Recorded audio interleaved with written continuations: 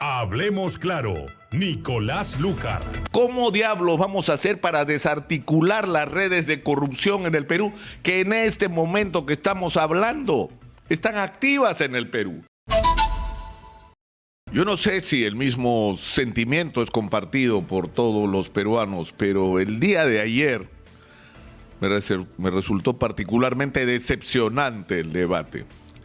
Y si bien es cierto que Keiko Fujimori, que tiene un mejor manejo de estos escenarios, pudo haber tenido desde esa perspectiva un desempeño más articulado, no por eso resulta satisfactorio.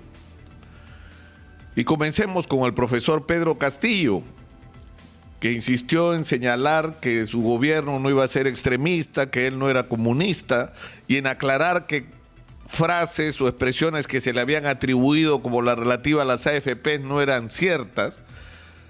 Al final no nos quedó claro de qué se trata la propuesta del profesor Pedro Castillo.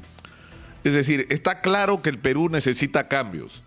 Está claro que es un hombre él que representa una parte importante de la indignación de los peruanos con el estado de cosas que la pandemia ha revelado.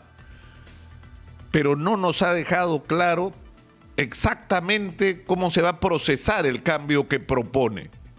Cuáles son las medidas que va a tomar exactamente sobre cada una de las áreas vitales de la vida nacional. Y lamentablemente esto tiene que ver con las características que ha tenido esta campaña y con las condiciones en que la propia izquierda ha llegado a esta campaña electoral. Porque yo estoy seguro de que la izquierda tenía más que ofrecer de lo que escuchamos el día de ayer. No para estar de acuerdo o en contra, sino simplemente para conocer cuáles son las propuestas articuladas de la izquierda. Y en el caso de Keiko Fujimori, que dedicó parte del debate a golpear al profesor Castillo, hizo una lista de promesas que me imagino provocaron la migraña del eventual ministro de Economía, el señor Carranza, si gana las elecciones. 1.500 millones de soles para el bono oxígeno, 1.500 millones de soles al año de agregado para la pensión 65 y paro de contar, porque la lista siguió.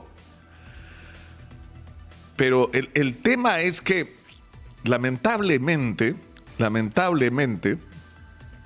estamos en la peor crisis sanitaria, económica y social.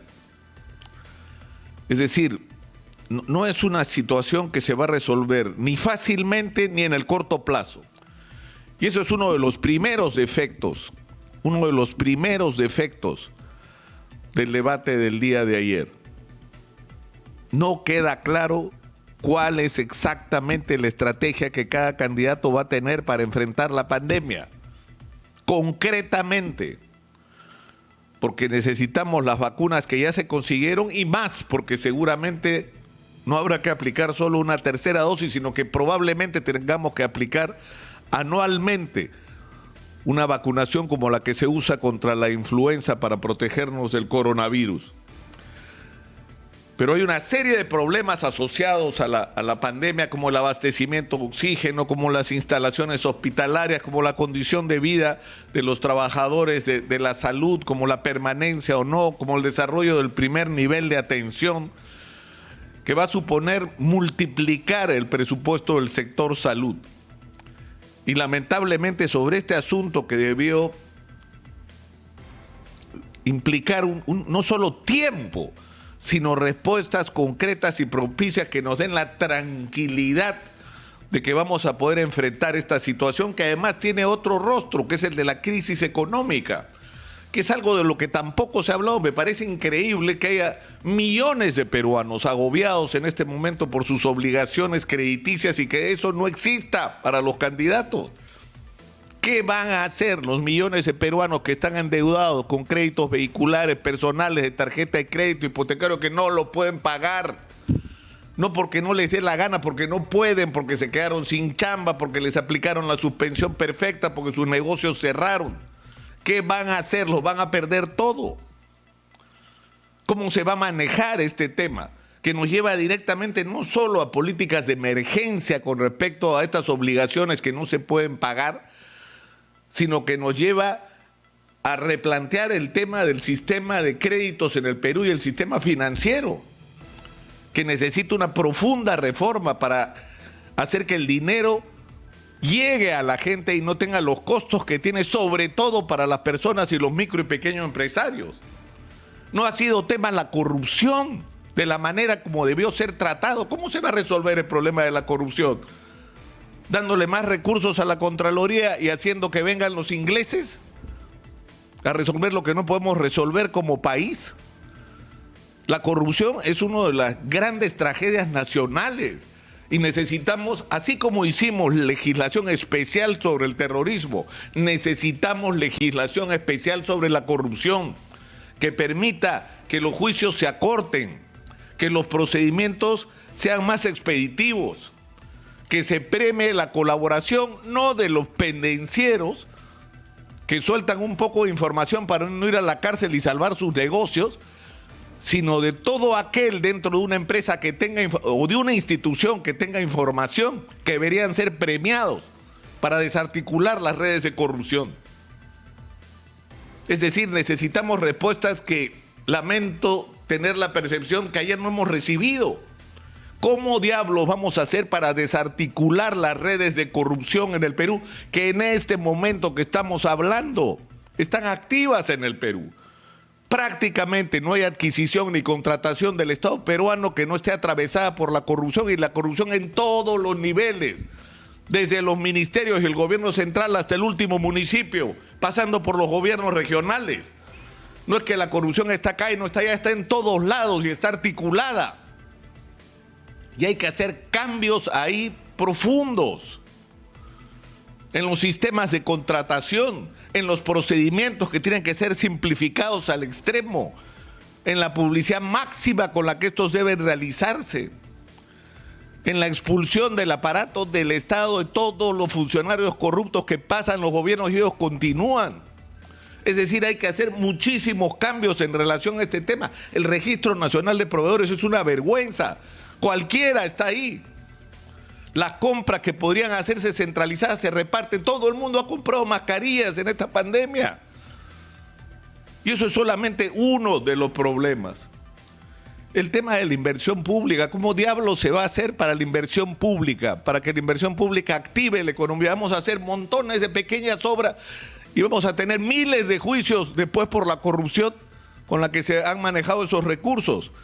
¿O vamos alguna vez en nuestra historia tener estrategias y saber que tenemos recursos y que hay que utilizarlos para resolver problemas no solo de corto sino de largo plazo, que tiene que ver con infraestructura, tiene que ver con irrigación, tiene que ver con educación, con salud, con acceso a recursos básicos?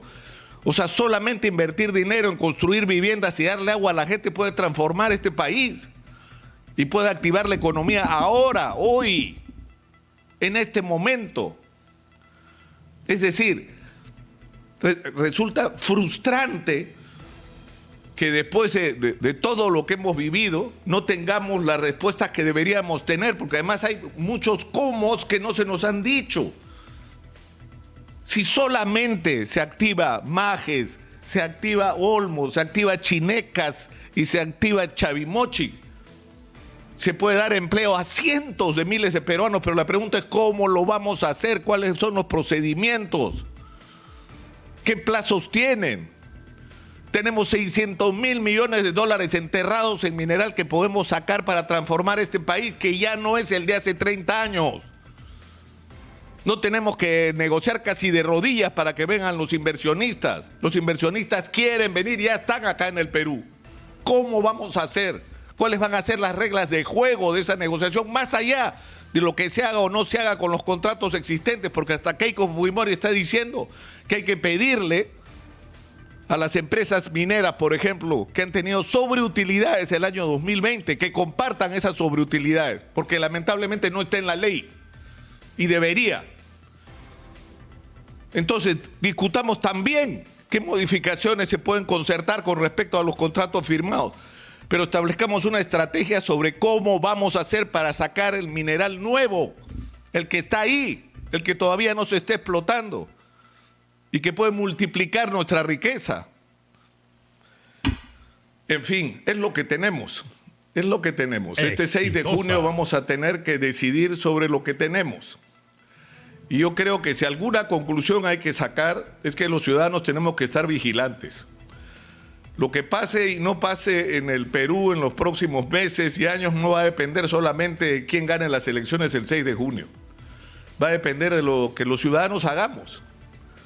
Mal que bien, lo que ha ocurrido en las últimas semanas es una activación de la ciudadanía con todos sus defectos. Por las pullas, por los insultos, por los ataques, pero la gente se ha activado, la gente se ha comprometido políticamente. Y eso es algo que no deberíamos perder. Esto debe tener continuidad. Si los ciudadanos estamos activos, somos la principal garantía de que nuestros intereses se cuiden y se protejan. Y que quienes participan en una elección no nos prometan cosas que después no cumplen. No perdamos esto que hemos ganado, limpiando, por supuesto, los defectos. Mantengámonos activos como ciudadanos. No importa el color político que usted tenga, no importa la preferencia que tenga, manténgase vigilante y activo, porque eso es la única garantía de que este país cambie.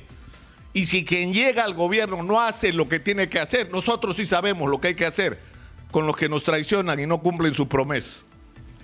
Pero para eso hay que estar activos y hay que ser ciudadanos, merecer el nombre de ciudadano. Hablemos claro, Nicolás Lúcar.